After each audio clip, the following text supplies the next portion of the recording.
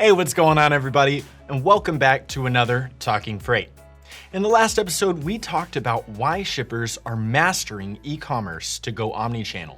But in this episode, we break down the why of omnichannel. So let's talk the omnichannel business model.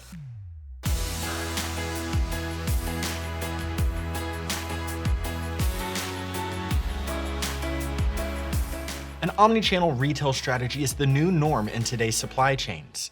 The days of managing channels on an individual basis are over, and consumers are using multiple devices and e-commerce platforms for nearly all purchases. In fact, 78% of US individuals over the age of 15 at some point use e-commerce platforms to make purchases.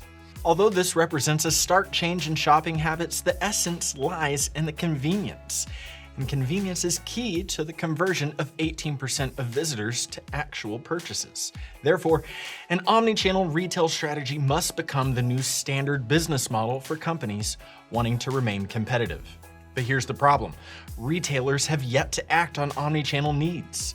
Omnichannel might be a buzzword in retail circles, but most retailers are still stuck in the multi-channel days. Retailers that have not yet deployed connected technologies, tracking systems, and integrated e-commerce platforms are simply unable to make the transition into an omnichannel retail strategy.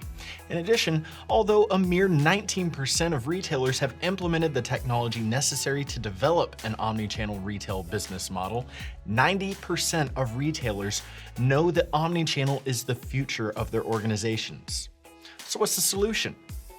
Systems enabling an omnichannel retail strategy are easier to implement than ever. The solution for retailers struggling with omnichannel development and deployment lies in advanced systems that utilize an open source architecture. Such technology allows the integration of existing legacy systems with newer platforms, including software as a service, warehouse management system. As a result, more companies are actively investing in an omnichannel retail strategy by realigning business goals and processes with the needs to provide a seamless customer experience. So let's look at the reward. How to develop an omnichannel retail business model.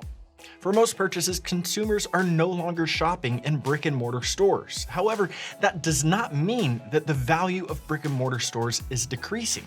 Instead, this indicates a shift in buying patterns that will place greater pressure on brick-and-mortar stores to provide the customized experience of a virtual world in a brick-and-mortar setting.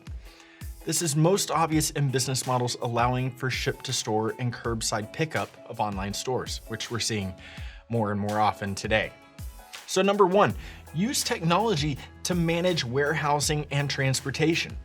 Number two, avoid over-customization, looking for off-the-shelf solutions that meet essential requirements and minimizing the need for modification of systems.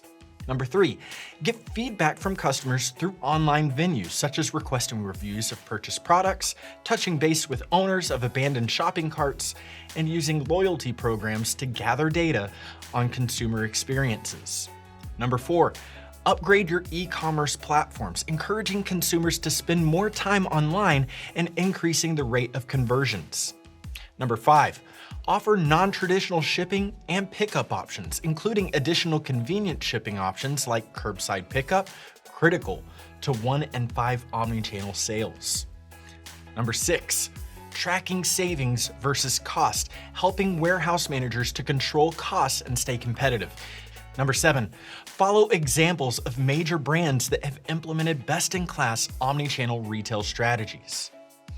So, here are my final thoughts. Do more than talk about omnichannel retail. Make it the cornerstone of your business model. Simply planning to implement omnichannel retail strategies at some point is not enough. And this mindset will result in bankruptcy, not unlike the recent demise of Toys R Us. Make omnichannel retail the focus of all business decisions and start implementing the technologies and practices necessary to make it an immersive and enjoyable experience for customers today. Well, that's it for today's Talking Freight episode. We will see you again next week. Take care. Hold up. Before you go, make sure you hit that subscribe button. You'll get up-to-the-minute info from Fast Freight 5, educational material from Talking Freight, and the best voices in the industry from the Freight Project podcast.